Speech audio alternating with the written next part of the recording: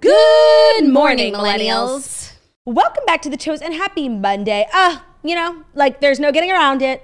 It is what it is. Let's face the facts. Yeah. Turtle Squirtle. Look at it this way. Every Monday is one step closer to us being together for our summer of love. Summer lovin' had me a blast. So true, actually.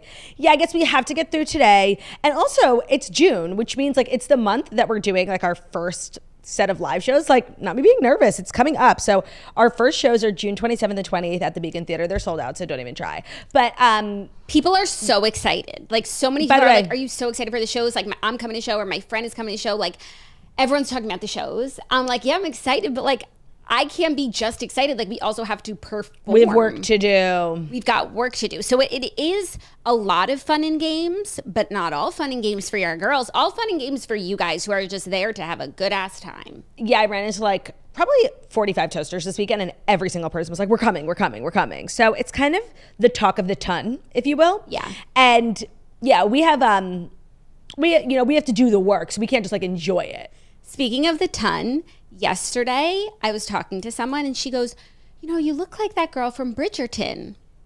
Daphne? And I'm like, which one? It's important.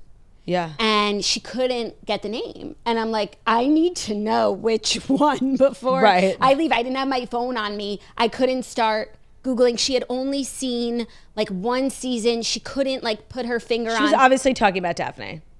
All's to say, we got to the bottom of it. She was talking about Daphne. So generous, so sweet. It's so nice when people just, and I always say, celebrity doppelganger is a dangerous game. It could really hurt someone's feelings. I was in dangerous waters there because I had no way. There's a lot of people on that show. There's a lot of people. They all look different.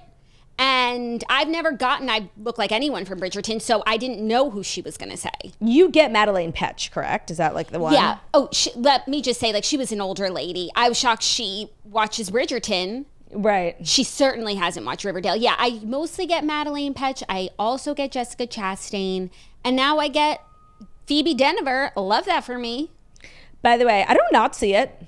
Oh my God, thank you. Speaking of Bridgerton, I really watched so much TV this weekend. Like, the girl who's sitting in front of you, I'm so educated. I know so much. And the thing is, I'm feeling very suspicious of my institutions. I'm having very little to no faith in, the banks, the government. I don't know. I watched The Big Short. I have a lot of thoughts, thinking of pulling all my money out of the bank and putting it under my mattress. Yeah. Then I watched Chernobyl. Thankfully, I don't live in the USSR or that region, so I can't apply that to my situation, but a government is a government. I could totally see America doing like similar shady shit. So I don't know. I'm feeling very suspicious of my surroundings today. Yeah. Did you like those pieces of content that I've been begging you to watch for years? I also, watched. Wait, no, I'm asking you. Yeah. Wait, I'm going to go through all of them. So I started with Pearl Harbor, which I told you I had wanted to watch. Have you seen it? I have. And it's like drama. Yeah. So it's not. It's like a soap opera. It's not true. It's historical fiction. Like, yes, Pearl Harbor happened, but these people like didn't exist, nor did this love triangle. It's very swirly. It's not very serious. It was extremely good. The love triangle, I was obsessed with. And I also don't remember a time, I probably wasn't socially conscious to remember a time where Ben Affleck was that hot. Oh my God. Like, yeah, that's why we still talk about him today. That's why he's such a big deal. No, it makes sense. Like, oh my God, like seriously, I don't know if I've ever seen someone so hot in my life. Like he's hotter than Harry Styles back then. Like I seriously, I don't know. He's just like so all-American looking, very chiseled jaw. He had this sort of like lighter hair. Oh my God, I was like really, I've never once thought much about Ben Affleck, like from like a handsome perspective. To me, it's just always been this guy, with his coffee. Yeah. Okay. Yeah, no, I totally get it. Kate Beckinsale, oh my God, like so gorgeous. That we've been new. But I did feel like I found myself Googling a lot. They didn't do a good job of like explaining, because I still don't understand like how Japan was involved in World War II. It was like seriously like they were begging for attention. That's what it seemed like to me. Everyone's fighting. You're so desperate for attention. It's giving pathetic. And so you just had to go kill 3,000 Americans because you wanted some attention. And the way they did it was hella duplicitous. Like, not you pretending you're in peace negotiations while you're planning this mass, like that's a violation of international law. So I don't know. I left it feeling like, oh, okay, I know I'm a little late, but still mad at Japan. And then having watched Oppenheimer recently. And then also having watched the Chernobyl. two go hand in hand. In Chernobyl, they kept comparing it to Hiroshima, which is, I think, like, you know, up until that point was like the worst radiation the world had ever seen. And then Chernobyl was like, hold my beer, BRB. So all the things I watched were interconnected. I did really like Pearl Harbor. As human beings throughout history. I learned nothing other than the fact that Ben Affleck used to be extremely handsome. And Josh Hartnett, too. I'm not like a Josh Hartnett girly, but I see it. Then I watched The Big Short the next night. You learned nothing from Pearl Harbor? Nothing. Okay, because it just sounded like... If anything, I was left with more questions. It just sounded like you learned nothing in general. I'm like, that doesn't sound right. Okay. No, I learned nothing from Pearl Harbor. Like, I need to watch another movie about Japan, like, or read a book. I'm still not understanding, like, how did we get here? Like, seriously, who are you? Like, who are you in all of this? Yeah. Then I watched The Big Short, which I had started once on an airplane, and I remember thinking it wasn't good, but like I was on an airplane, you know? You were obviously like in a bad mood. Not and again, I was alive. I was in the 8th grade in 2008. Like I remember, like, you know, things were different, but I wasn't a person with a bank account, so I didn't really know, you know, the true effects of the situation. So let me tell you, that shit was fucked up. Like, again, I don't know. I'm feeling very wary of my financial institutions. I thought the movie was great. I thought they really, really did a good job of explaining something that was super complicated. Like, obviously, I don't understand CDO, credit debt. But then they have like Selena Gomez like at the card table explaining it in layman's terms. Margot Robbie in a bathtub, loved. And it actually, I didn't like fully understand everything, but I got the gist. I thought everyone did such a great job in the movie, like obsessed with Steve Carell. Like I know I'm so late, like I'm literally recapping like Oscar winning movies from 15 years ago. Loved it, like seriously loved it. And I guess, you know, me and Ben were having this sort of like ethical question that it poses at the end is like, there were like 5 or 6 people who benefited greatly financially from the downfall of the housing market, which literally ruined like millions of lives. But like, first of all, even if they had like told the world, no one would have believed them. Nobody did believe them. No one was believing them. 2, them like benefiting greatly, like did it hurt people more? Kind of, I guess, because the banks like then had to pay out these people. I don't think it hurt instead people of like more. Paying out someone's pension. I don't think so. And then the thing that really pissed me off as a taxpayer, which, you know, I have this sort of, you know, enraging moment once a year, but seeing it played out for me in Hollywood, it really bothered me. So not only did this housing crisis like literally destroy people's lives, the regular American, those regular Americans were then the people who saved these moronic banks who were like, literally, it's your job to figure out that something like this is going to happen. So not only did you not figure it out, you were a part of it. And to make sure that doesn't happen, but also they were being nefarious actors, like selling things as triple rated. And then the triple rating agencies, the rating agencies. Right. No, I seriously am mad. I'm feeling like maybe I'm not going to pay my taxes this year. Everyone can eat my ass. Turtle Squirtle? No, I'm kidding, you guys. That's obviously a joke. IRS. I overpay. I just got my I'm so afraid of going to jail.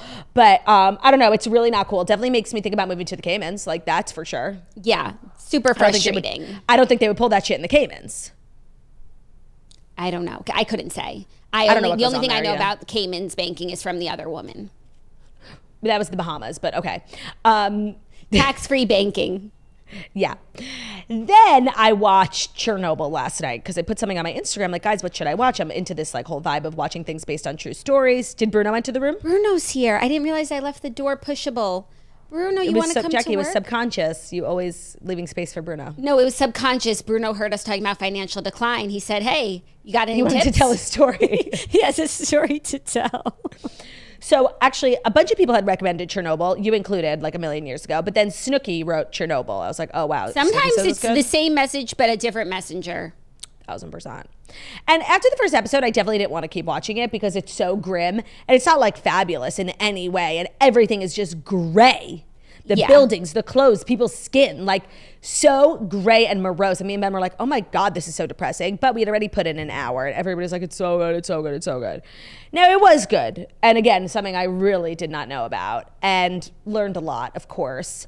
But my God, that shit was upsetting. Like seriously. And then I went on to, and they, at the end, the best part of it was the end with the black screen and the white text where you learn what really went down, you know? Yeah, when they cut to the chase. when they cut to the chase. And basically, like, the USSR, you covered the whole thing up, and they basically to this day say that only 31 people died from Chernobyl, which is, like, obviously not correct. And then I went on Wikipedia, and literally Wikipedia still says 30 people died. Is that crazy? Excuse? Yeah. Like, maybe 30 people died at the site.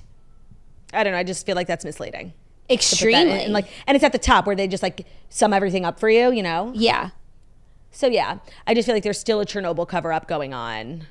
And don't you find that one of the common threads through most of the things that you watch, not Pearl Harbor, really, but a common thread in a lot of these things is that the people who see these things early on, who see the truth, are called the crazy ones. Same with Titanic, the people who thought it was going to sink and got on the ships.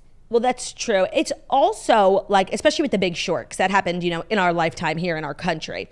It's really hard not to, like, become really crazy and, like, paranoid. Like, seriously, because then at the end they were like, okay, so the government barred these CDOs, which were, like, these really fraudulent loans that were designed to destroy the economy.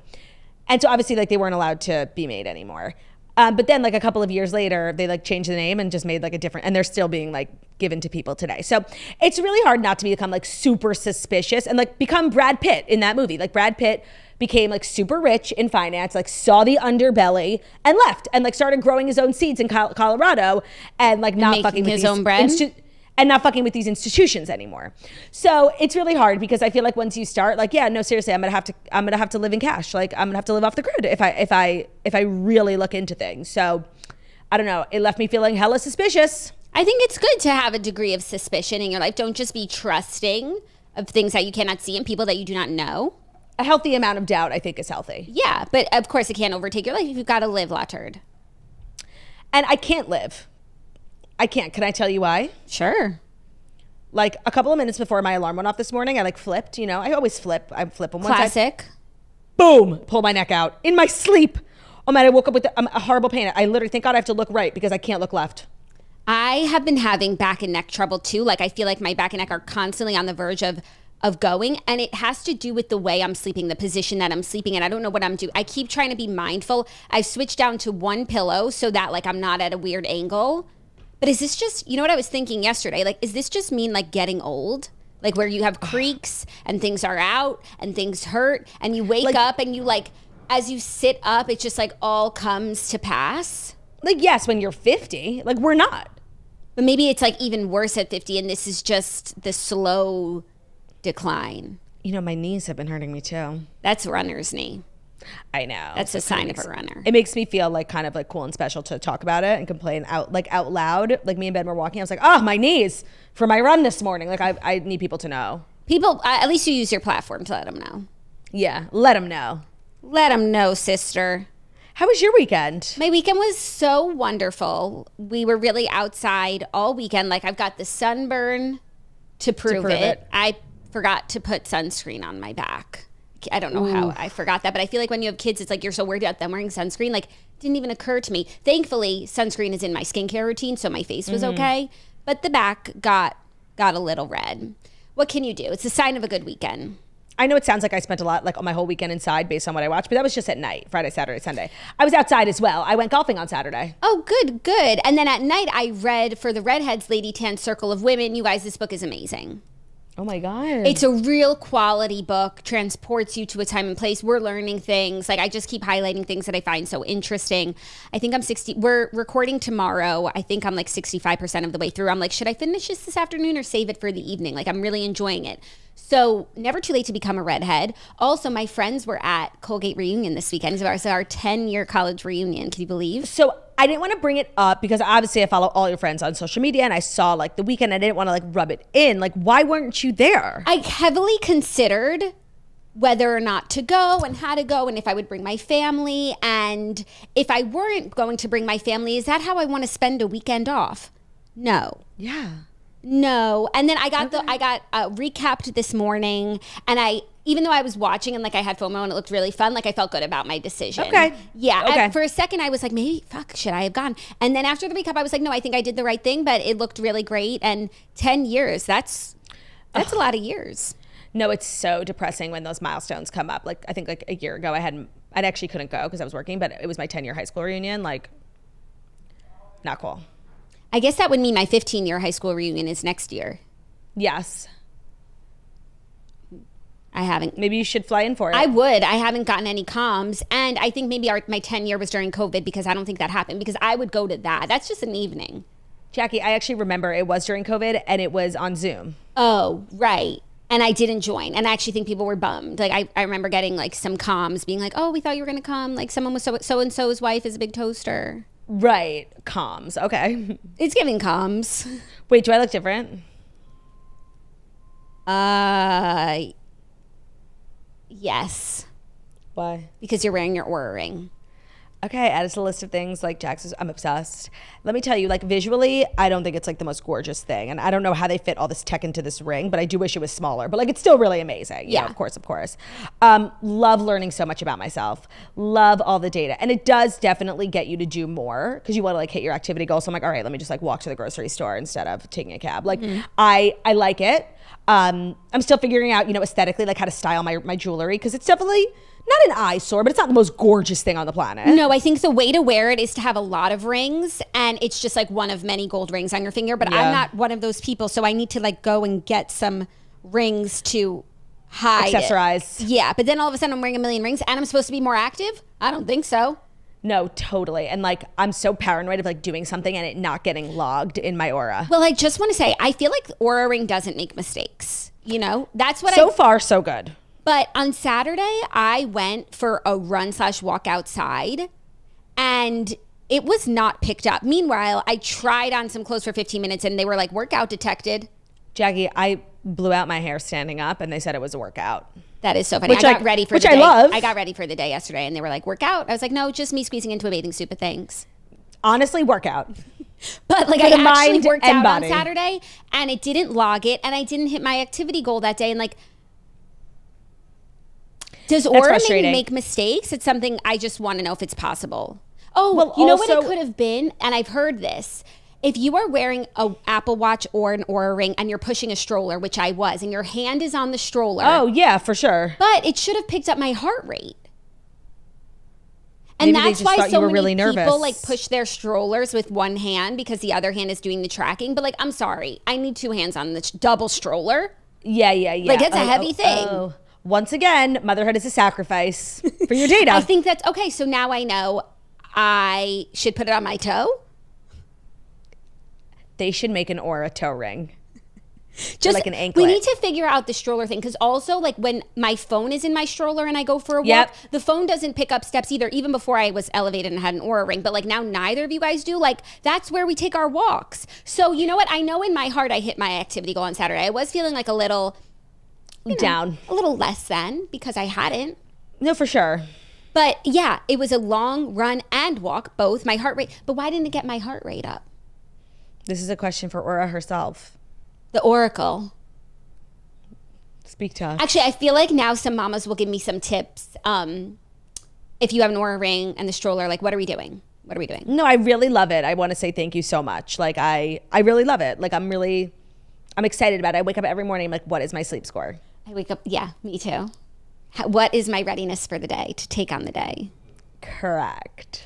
Well, I'm so glad that slowly but surely you come around to my suggestions. That's kind of the theme. Thus far today. Yeah. It's a joy whenever you do. Yeah. No, it definitely like is annoying for sure. I know that. Just I'm working on I think we're all just like working on our own timelines. Yeah, you got to run your own race. Exactly. And that's exactly what I'm doing. Yeah. You are actually running. But no, I'm glad. Also, True. Do you know that you could sync auras so that like we could be like auraing together on the app? Like competitive? I don't like competition though. I don't like that either. Like I said, I'm running my own race. But I could get to see like, oh, what's Turdy gotten up to today? How's Turdy feeling? What's Turdy's readiness? Is Turdy relaxing? Maybe I shouldn't call her. Maybe I should. I feel like data's so private. I'm going to keep my data private. You don't want to just share it with your swirly? I don't know. Okay, Turdy, I'll try not to take it personally. How are the stories today? I mean, it's a Monday, so they're usually pretty good. Yeah, they're good.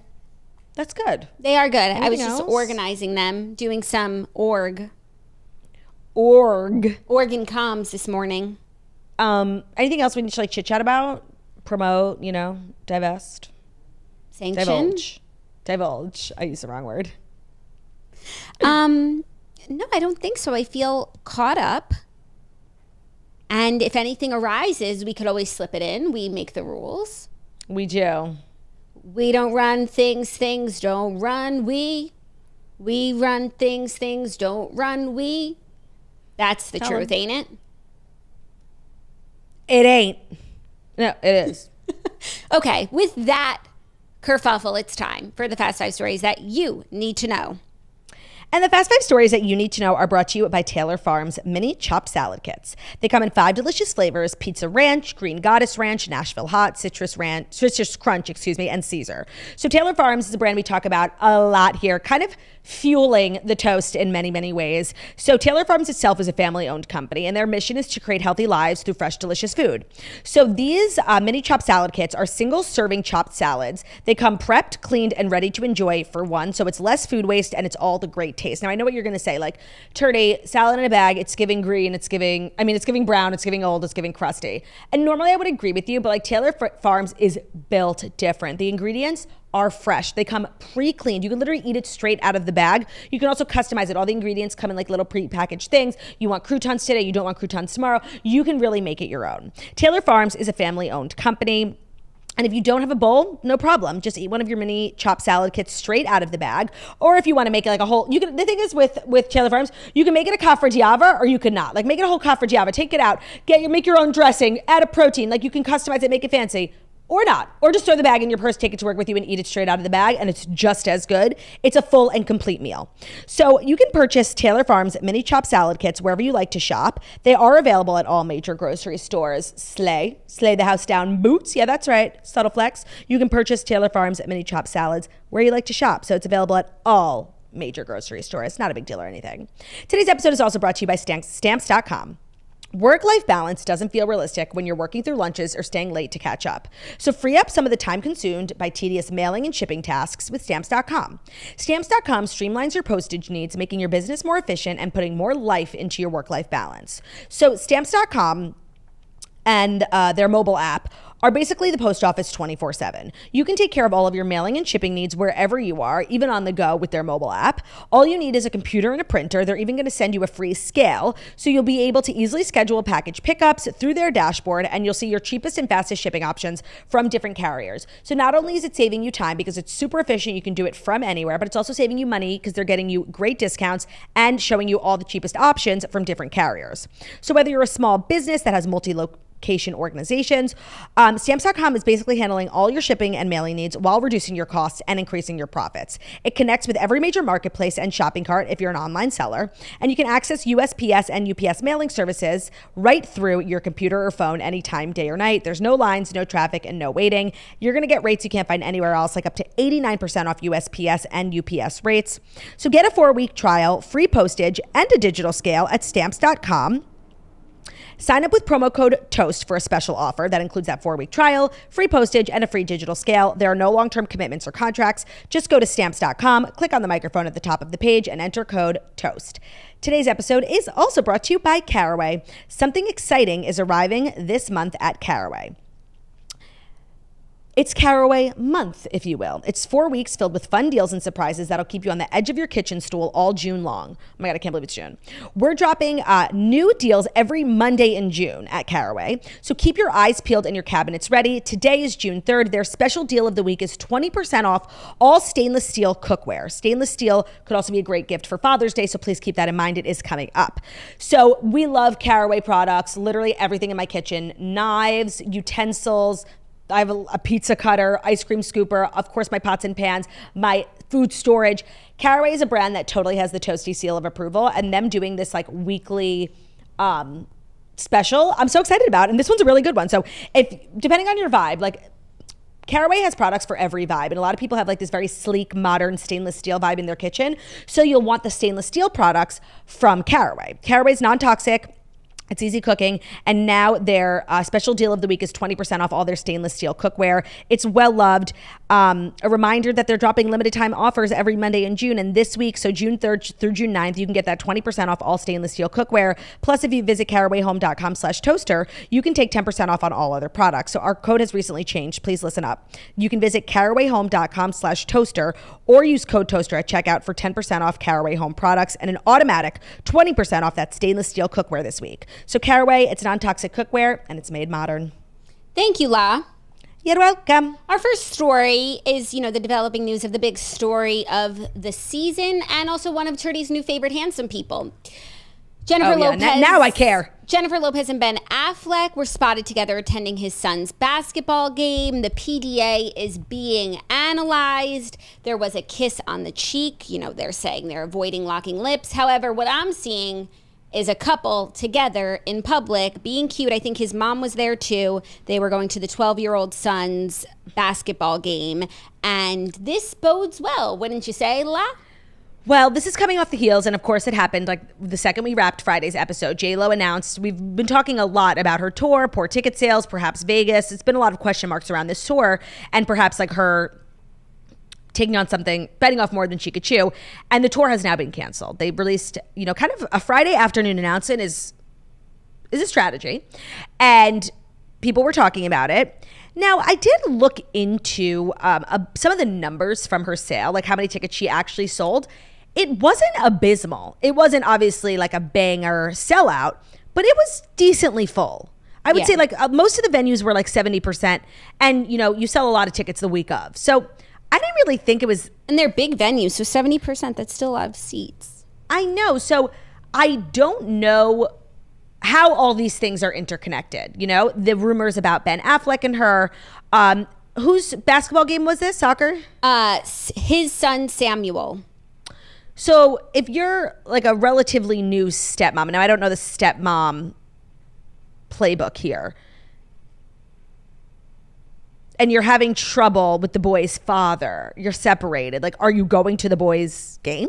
I don't think so. Also, like Jennifer Garner was in attendance too. Like, I don't think it was necessary that J-Lo go. And I also don't think that they would use the kids' sporting event as like a PR moment, as a key PR moment. I know. It's wrong. I think it's good. Maybe they're having issues. I mean, also it's like when it rains, it pours. And when things aren't good professionally, like that can put pressure on your relationship, seep into stuff. You don't know if you're heading to Vegas to live there for a while, if you're going out on a multi-city tour. Like, I think, two things can be true and we can hold space for both, La.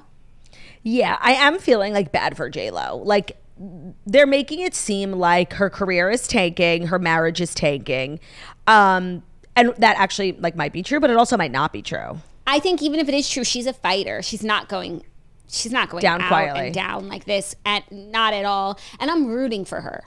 Her statement regarding the tour cancellation was very vague. Yeah. It didn't, cite a particular reason, which I think would lead people to believe that it was due to poor sales, but the sales weren't poor. I think it gives credence to that Vegas thing. Like, you know what?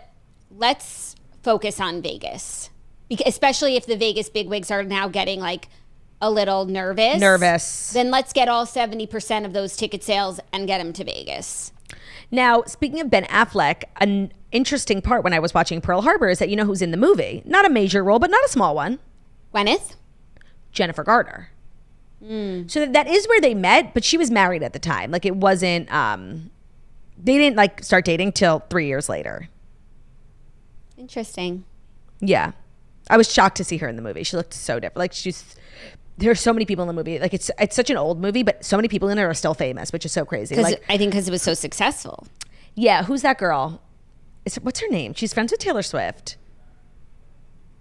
And she's in Heart of Dixie. What is her name? Jamie King? What's her name? King. Thank you. She's like kind of a star in it too. Oh, cute. Yeah, I think that was like her big moment. So it's really crazy, the cultural impact of that movie, given how much time has passed. So do I think this... Well, then Ben Affleck was also spotted over the weekend, like picking his kid up from school, and he was like holding a hoodie, and the hoodie was like wrapped around his left hand, so like you couldn't see if he was wearing his ring or not. Like, but if he wanted people to think he's wearing his ring, he would just wear it. I don't think Ben Affleck is sly like that. Yeah, I also think Ben Affleck is just paparazzi'd a lot, especially these days. I think he always has been, but it's obviously been another level this last, let's say, couple of years, but specifically this year. So like maybe he was literally in this one shot, just like holding the hoodie in that hand. Right. Yeah. Because he is wearing his ring in these pictures. And there hasn't been like any actual documentation, no like legal separation. Like this is all just rumors. This is rumors, but they really did reach a fever pitch and it did sound like Confirmed. And then the tour. I don't know where that plays into this. I don't think it does. I just think it's like when it rains, it pours. And that's just life. So you think there's a world in which all of this could just be kind of explained away? Like the rumors were a lie and the tour is about Vegas? No. I'm saying like I don't think her marriage is suffering because her tour suffered. I think she just like sometimes when everything's coming up you in the other way, like, and I feel like that's just what happened between them. Like what goes up must come down and she's just experiencing it down. But I don't think the tour being canceled has to do with her relationship. I don't think her relationship has to do with the tour sales being bad. I think they're two separate things. But right, because the way that it looked to a lot of J-Lo, people, it's a hard time for one girl. And that's what it looked like to people. Like her marriage is falling apart. She's heartbroken. She can't go on tour. I don't think so.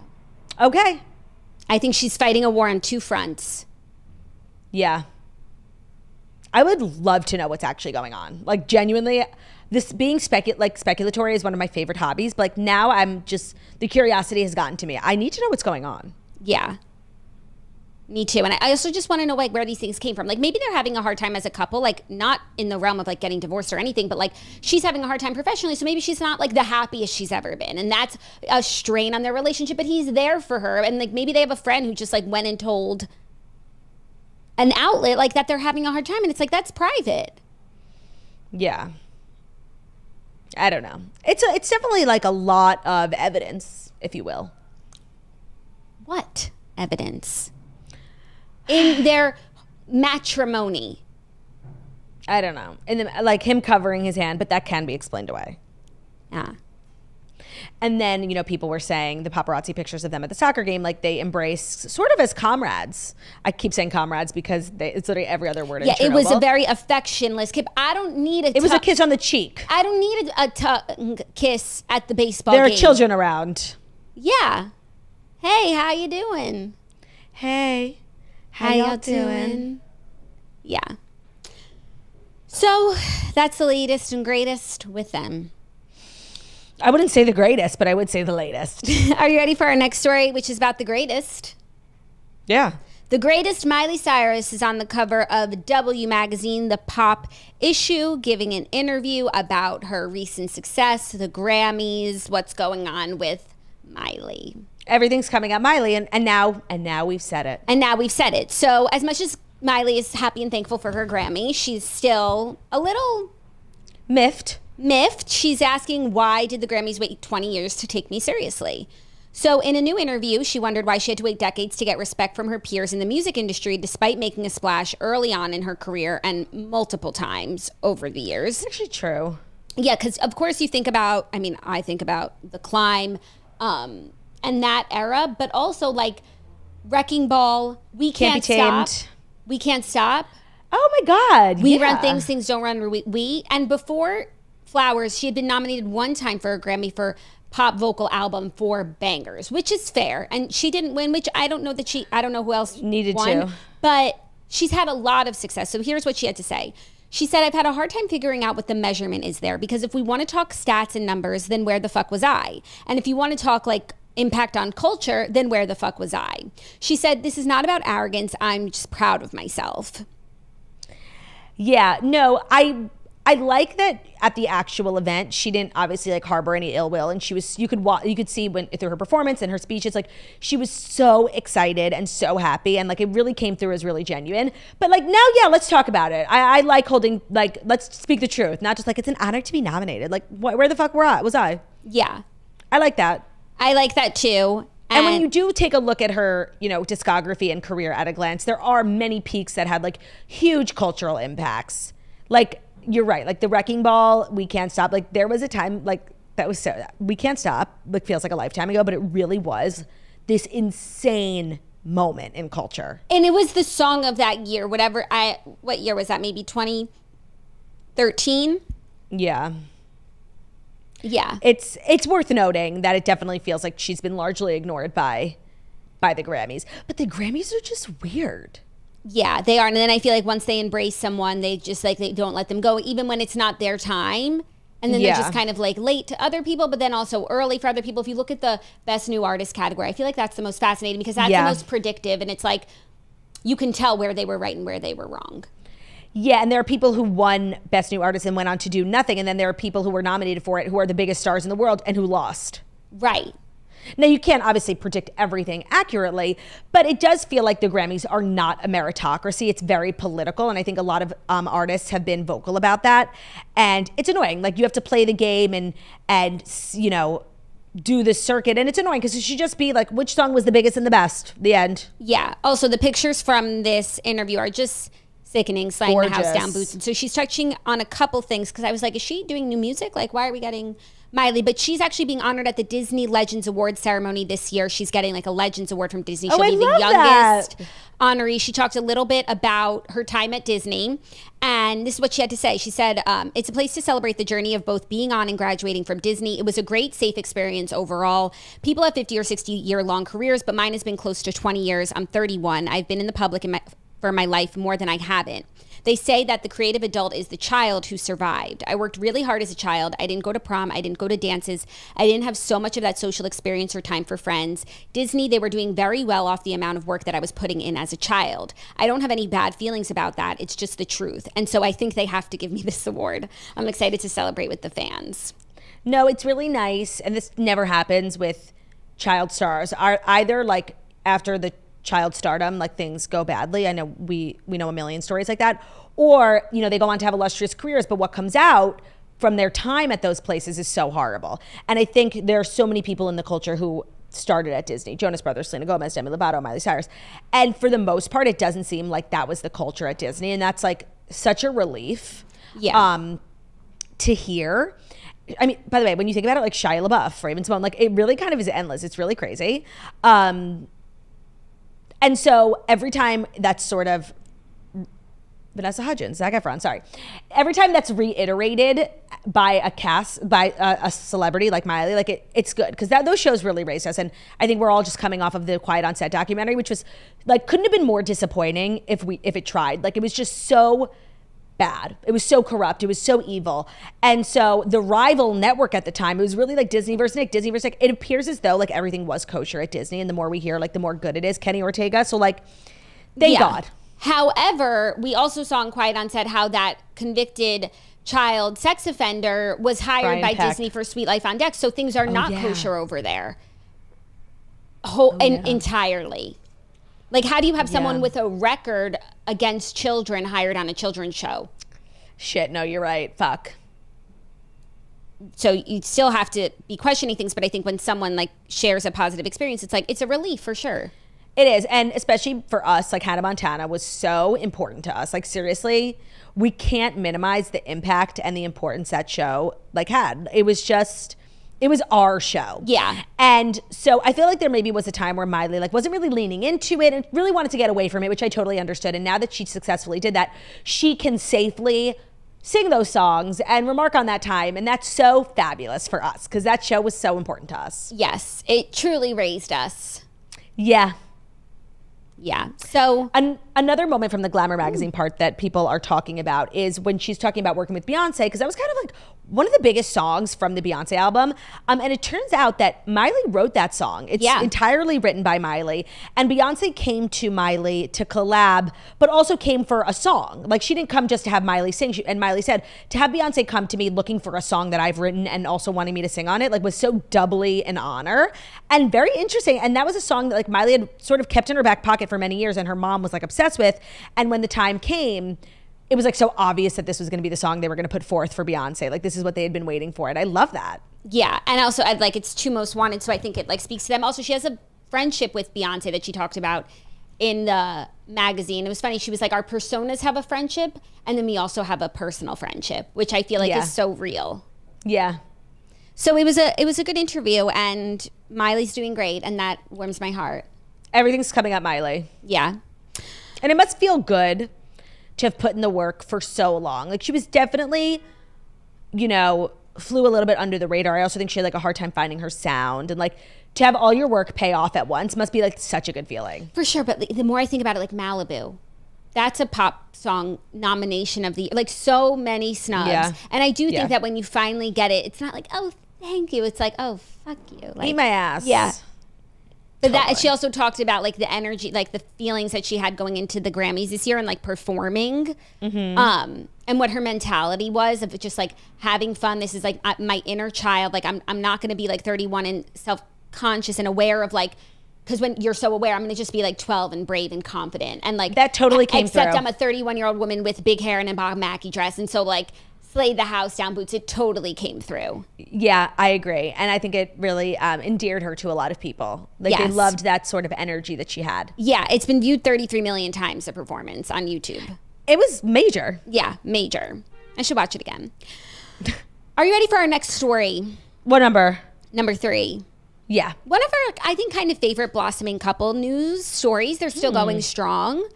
Sophie Turner vacations in Italy with her boyfriend, Peregrine Pearson, as Joe Jonas is newly single again.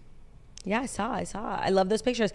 And coming right on the heels of Natalie Portman and, what's his name? Paul Mescal. Like bringing cigarettes back. Sophie Turner in these paparazzi photos, she's got one hand on a cigarette, one hand on her cell phone. Oh, yeah, and a glass of wine. I feel like Sophie Turner never left. You know, sometimes she's indoors and she has to go for the e-cig. But yeah, she was a big jewel girly back in the day. I think she's in Capri. She's going for the real deal. She's also, like, European. She's from London. Like, they don't give a fuck as much. It's, like, not a big deal. Yeah. And I'm trying to see if her mans has a cig. Because I think, like, when you're both smoking, that's just fun. Smokers see each other. Smokers unite. But cigarettes are back, baby. You heard it here first. Well, it's summer, Claude. It's so true. And did they ever leave? People just were doing it a little bit more in secret. Some people. Not Sophie. Not ever. No, Sophie's always been honest with us about who she is. She's her authentic true self. And she's taken her authentic true self on a couple's getaway with her boyfriend, who we hadn't heard from them in a while. Didn't know if they were still together. He's her like aristocratic man. I was going to say, remind me, he's just like a nobleman. Peregrine Pearson, yeah, nobleman beau. He's in the like aristocratic world in London. Yeah, like high society. That's like such a slay. Such a slay. And also this story talks about Joe having split with Stormy, which rip to them, but I feel like the most important of their part of their relationship was bring Nara Smith out into the world. They did what they needed to do. They did what they needed to do, and now we have her. It was really kind of a crazy perfect timing where Stormy Breezy was happening and Nara was like, it was like really on the up and up. Like Stormy didn't make Nara, but it added a whole new cultural context to this thing we were all following on TikTok, and then her man and her man's previous relationship and the kids' names and the bread she made gum from scratch. Like it really was the perfect storm of Nara Smithism. Yeah, it was. And she's here to stay. Oh, beyond. And, you know, it all happening during the tradwife homesteading renaissance that's occurring on social media. Timing is everything. Totally. And the timing was right for Nara Smith. It really was. I'm enjoying following her. Yeah, no, it's definitely otherworldly. But sometimes lucky cooks. Yeah, I just saw he made his own moisturizer. Because he ran out. Because he ran out. Yeah, and instead, obviously, of going to the store like a normal person, they're like, what if we just, you know, whipped up our own cream? And then they did a little, you know, bathroom sesh where they were putting the cream on their faces. And I agree, not to be so trad, but I think Nara should be the one in the kitchen. Like, Lucky, I don't know what you do for a living, but go back. Like, I don't like it. He's models. He doesn't have the same sort of like tenderness and softness, to use the words of Carl Radke, that Nara has. Like she hits different. So yeah, I need Nara to stay in the kitchen and I need Lucky to get the fuck out. Yeah, I totally agree. But I loved him trying his hand at a little witchcraft. A little trattery. Yeah. So yeah, that's the latest in this love square. Yeah, this calmed down as quickly as it fired up, like this whole Joe and Sophie thing. And for the stability of the family, I'm glad that it did. But just interesting to note, you know, their bounce back relationships, one is still going strong and one is not. Right. Interesting. And where did we all land with this? Team Sophie, right? Like, I think a lot of people saw through in that crazy, like 2 weeks of press.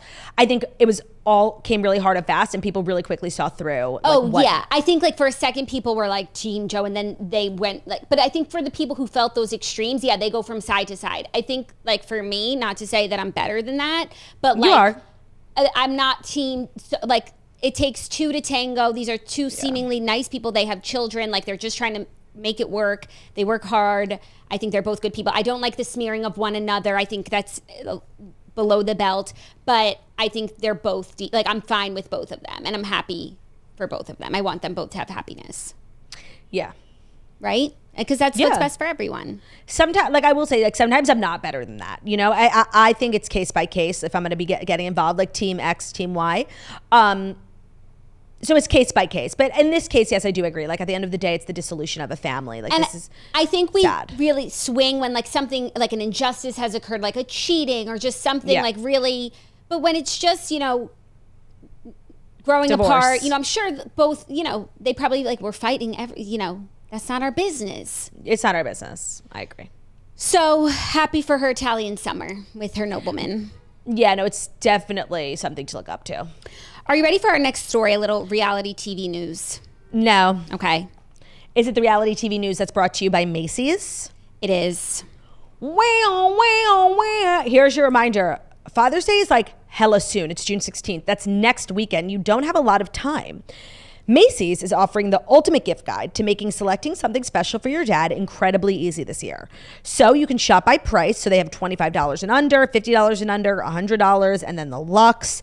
And you can also shop by category. So you can look for colognes, watches, leather goods. They also have gift lists. So they have, you know, for the grill master or for the golfer, literally me. So here are some ideas that Macy's is throwing out there, which I think it can be really hard to like not be corny and cliche and get the same thing every year for your dad. Like a new apron for the grill. Like how many aprons can one man have?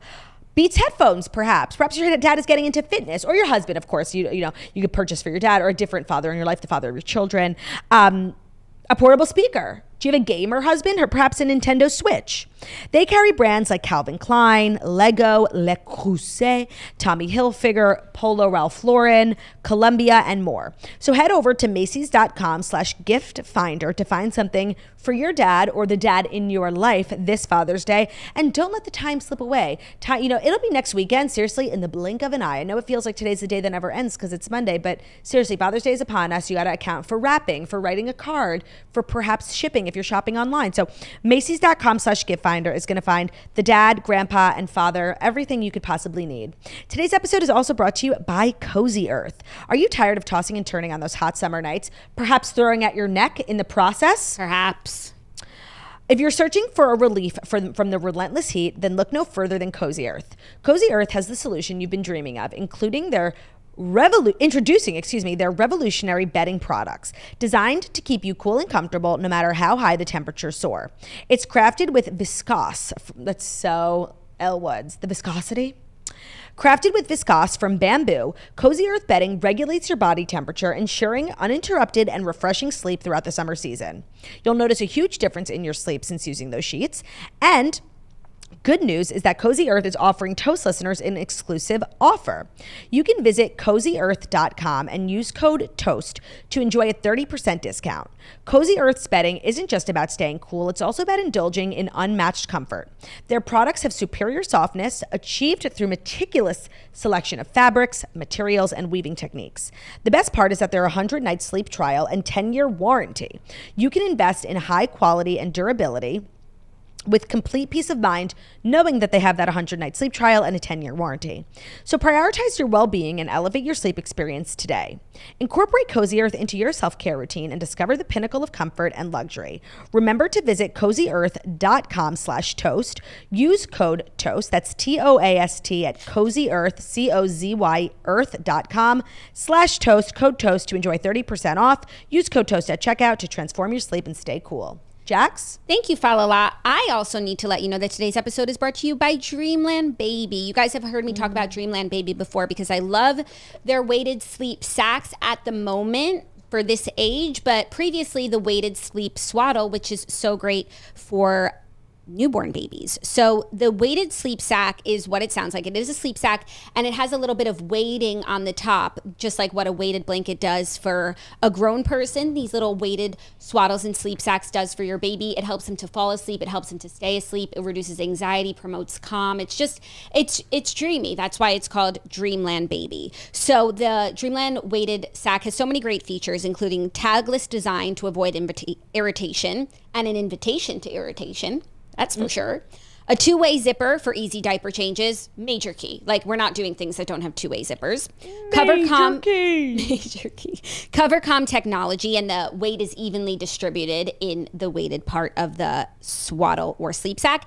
And it is 100% soft and natural cotton. So this is so great because it promotes deeper sleep for your baby, which means better sleep for you, better sleep for mama. It's really something for them, but, you know, it's really for you at the end of the day when you are getting better sleep and your Oura Ring is proud of you. So we have a great code, dreamlandbabyco.com, and enter our code TOAST at checkout. You will receive 20% off site-wide and free shipping. This offer is for new and existing customers. That's dreamlandbabyco.com, code TOAST for 20% off. Thank you, Jacqueline Follet. You're welcome, Turdy Follet. Turdy Follet. Turdy Follet. Our next two stories are actually some bombshell reality TV news, actually. Okay. Number 4 is that the Real Housewives of New Jersey season 14 reunion will not have a traditional format amid the divisive state of the cast. So there won't be a traditional reunion for the Real Housewives of New Jersey season 14, Page 6 can confirm. The women were notified by production this week that a traditional reunion wasn't happening this season amid the divisive state of the show. A second insider close to the situation shares that the Bravo cast was told that the network is brainstorming a different concept to wrap up the season instead. In their typical format, you know, everyone's there in a conversation hosted by Andy in a way to facilitate resolution among the stars. However, it has become evident that there isn't a feasible path for the RHONJ group in such a setting. Wait, that's really crazy because the response online has basically been Real Housewives of New Jersey was so bad this season that they're not even getting a reunion. And I was surprised because, like, it's not amazing. First of all, it's very early. Two, it's actually been pretty good. And, like, there have been way worse seasons of Housewives. Like, I don't know what, like, everyone's so mad about when it comes to this. But now it sounds like the group is fighting too much. Yeah, like, it's too good. I feel like this season looks so good just from the previews and the fact that they can't even sit for a reunion. Like, I was slipping and watching. I think I'm 2 episodes behind. Like, you bet your ass I'm catching up after the redheads. Yeah. That's next on my content plate. The source also emphasized that an intense all-cast dinner filmed for the forthcoming finale, during which insults, expletives, and dinnerware were lobbed between the ladies, felt like an impasse. It makes sense. That's what started at the first scene of the first episode. It's Dolores at that table by herself after the mess. The insider says once viewers see the finale, the decision to forego the traditional reunion will make even more sense. You also have to think about the men are so involved in this show, and it has gotten physical between men before. Perhaps that's what happened at the dinner. Like, there are a lot of layers here that you don't have to think about with other franchises. Like, one, the family of it all, the sisters-in-law. Two, the men are super involved, and they have gotten physical before. So, like, I wonder if that has anything to do with it. I guess we'll just truly have to wait and see. I do think we're at an impasse, though, because Teresa and Melissa will not speak. There's no resolution. And we're doing this season with accepting that. It's been, 10 years of trying to fight past it and fight for family. And, like, this is the first season where we're not even fighting. We're accepting the fact that, like, we have nothing to do with each other. So the reunion would be kind of a block. And I feel like everybody else is falling into teams, too. And it is an impasse. And I feel like that's what's going to happen on Vanderpump Rules, because we said after this reunion, like, I accept that Ariana and Tom will not film together. They shouldn't film together. I'm done. I don't need resolution. And I think they should both still be on the show. But then I think we'll have one season of that, and it's not feasible for whatever reason, and things will play out and we'll see what happens. But it becomes a major roadblock. Yeah. And this one is just so complicated. There's so much history. I'm curious what this new format is going to be, because you could see it forming now, like 2 different teams, right, like basically Melissa and Teresa. I feel like the finale fight and the fight, like whatever the big fights throughout the season are not even about Melissa. It's not between Melissa and Teresa. No, I don't think so either. And it's so interesting because I've always said this about Dolores. And I feel like I get so frustrated talking about Real Housewives of New Jersey because I feel like we're on the unpopular side. Like, I'm very much team Melissa, team Margaret. And I feel like that's not really the case. And the only person who this entire time, and I think this season too, who doesn't really definitively take any side is Dolores. And I feel like, just as a critic of Housewives, like that definitely, like, you know, holds her back a little bit. Like, she's stopping reaching her full potential because she's a super rational person. I think that's what people love about her. She's so real. But she's fiercely loyal to Teresa. And while she doesn't defend Teresa, she doesn't, you know, ever criticize Teresa or take a side against Teresa. So that's why she's the only one sitting at this table, because she's really kind of in the middle. And she knows everyone for so long. Yeah, but I feel like Dolores, like, her key characteristics, like, are of course like being like very logical and real, but also like very traditional and very loyal, and even to a fault, perhaps, like even with Frank, you know. So I feel like that is in line with her character. And when I'm looking for just like rash, like, you know, being right no matter the cost, like, it's Margaret and Melissa, and it was Jackie. I felt like Jackie kind of died on that hill as a cast member, where it was like, this is crazy, and I can't. You know, we can't just tiptoe around Teresa. We can't just not say the things that are so obviously true. Like, if you could control your husband, would your husband be in jail? No, Jackie came onto this show like so real that obviously Teresa, who's like this kind of sits on this throne of like not lies, but like hypocrisy. Someone as straight shooter as Jackie coming in and just calling it out, like, it was explosive. And that's what we loved about Jackie. And so she got demoted. And it seems like ever since then, she has been doing anything possible to get her job back. Like, the first scene she shot last season after being demoted, she comes in and makes fun of Danielle Shorts. Like, she just kind of totally flipped personalities. And now this season, her being like Teresa's butt is so clearly an attempt to stir the pot, be relevant. And so it doesn't feel authentic to me. And it's like frustrating. And imagine, you know, being Jackie and Melissa. Yeah. Like, hello. Yeah.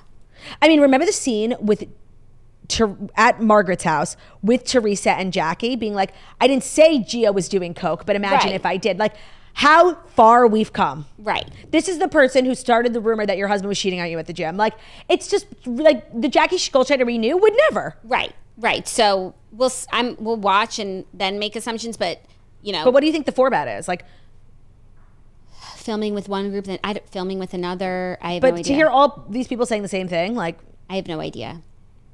Maybe they would do like one-on-one with like Jen Fessler and Margaret, Teresa and whoever, like, you know what I mean? Like, maybe instead of like a big group setting, they think it'll de-escalate that way. I don't know. I don't know either.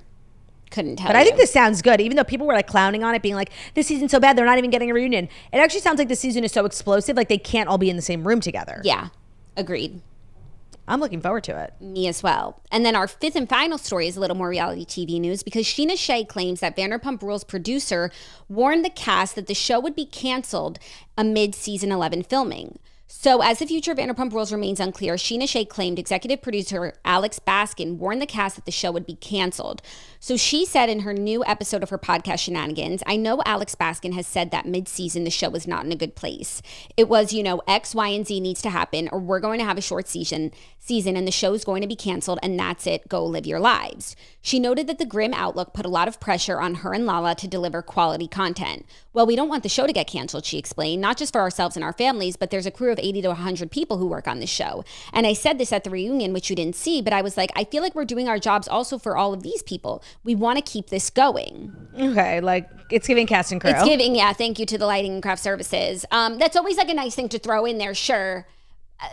But let's get to the, you know, the real stuff. Like, you don't want the show to end. We don't want the show to end. You guys didn't want the show to end. So also, I feel like this is an important thing to know when watching the reunion. I have been keeping up with this on social media. Like, Lala and Scheana, there's been a lot of like allegations. I also saw that like Lala and Scheana were sort of inferring that there were like rewards-based bonuses for X, Y, and Z, because I guess they did get to an impasse like halfway through filming where it's like kind of boring because everyone's just like not filming together, and if they are, they're not saying anything. Like, there are a lot of like political dynamics, if you will. So I had also read that was being implied by Scheana and Lala, that, you know, they were being paid to sort of be the first one to say something about Ariana. Oh, interesting. I mean, I feel like since they broke the fourth wall, they should have put this into in the reunion, because there was a time when Lala's talking about how thankful she is for the show and all of the opportunities it brought her and how she's grabbing them and how it's allowed her to like be a single mom and then do it again. And it felt like, okay, yeah, but that's always true. Like why this season? But here's why, because they were literally threatened with cancellation. That's why they started working even harder. Right. It seems like Lala was like, it felt like she was being dramatic, like the stakes were so high, and it's like no one else feels that way. No, and it's been like that every season. Like, yeah, we get a lot from this show. That doesn't mean that you so-and-so has to do something they don't want to do. But this puts into context that, like, why they were so upset and why they were also upset that people weren't being real, because they're probably like, we have a show if people will just be real. Be honest, right, and then we wouldn't be threatened with cancellation. Right, like we have a really good, interesting show, but no one wants to do that show.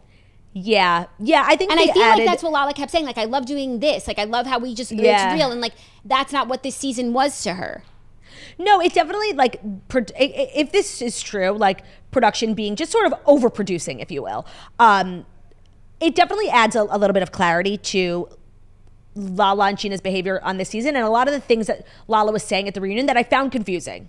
Yeah, that just seemed like very extreme. Considering it didn't feel like the show was teetering on cancellation. They just had like the most worldwide global scandal thing happen. Everyone's talking about Vanderpump Rules. Why now are we going to be scared of cancellation? You should have been scared 2 years ago. Literally, when the show was on its last dying breath. And how could production even say that? I mean, yeah, I guess the season was going poorly, but even if this season wasn't good, which it wound up being good, there would be so much residual viewership from Scandival for like the next year or 2 years. Like they had a guaranteed 2 seasons, like from like, Scandival, just skating on by. Even this season, if it was bad and it didn't end, or like it just ended, whatever, they would have had another season because people are watching right now. There's still, you're 100% right. There's still residual like benefits and effects from Scandival. After Scandival, they got a guarantee of 2 seasons, even if they all just sat around and picked their noses all day. Like that was you don't go from being like seriously the #1 global trending topic in the world to the show is the next season being canceled. Right. So I feel like Lala should have known better than to have been so easily manipulated, but that's what production does. Like that's their job. Yeah, but I also think the stakes are really high for her. I feel like everyone, you can make the argument for everyone. Like Katie and Ariana just opened a restaurant. You wouldn't want to lose the show now, but they're not acting like it. No, yeah. They're not like sort of throwing it all. Same for the Toms. They have Schwartz and Sandy's, but I feel like they're doing whatever. They do their best. We're just literally, there's nothing they could do more of that I would be like, oh, I need more. No, like I actually want them to do less. Yeah. To me, they're so uninteresting. Yeah. So yeah, Vanderpump Rules is so interesting that, especially since Scandival, so much of the storyline plays out in podcasts and on social media, and they're all leaving comments. Like it's all over my Twitter. And that makes it, fun to keep up with like during the off season. And I know they're taking a bigger break this year to give everyone like a little bit of time to reset, which I think is good. So this is just fun to keep up with. Yeah. And I thought this was an interesting factoid. Yeah, it is. And it makes sense. Yeah, it's like a little too late. The reunion's over. This would have been helpful then. But they did say it, I guess, but it was cut out. Yeah, I guess it makes production look bad, and it looks like they're like manipulating people and being like toxic classic reality TV production. You should have just went with it. Aside from there being like the person's name, because it's like, I feel like in general, we just like blame it on production and no one actually takes accountability. It's like, oh yeah, it was those. And we don't know who they are. They're not public people. So it's just like an easy one to blame. Actually, the BravoCon panel that I hosted with, like, it was half housewives, half producers. Alex Baskin was on my panel. And is that a man or a woman? Oh, good question, man. And good vibes? Yeah, seemed like super normal. Cool. It's like a guy doing his job. Yeah. Well, I guess he did his job because we got our season. He produces a couple of shows. Because no one from Vanderpump Rules was on my panel. It was all housewives. I think he does or did New York in the early days. Oh, cool. Yeah, I think.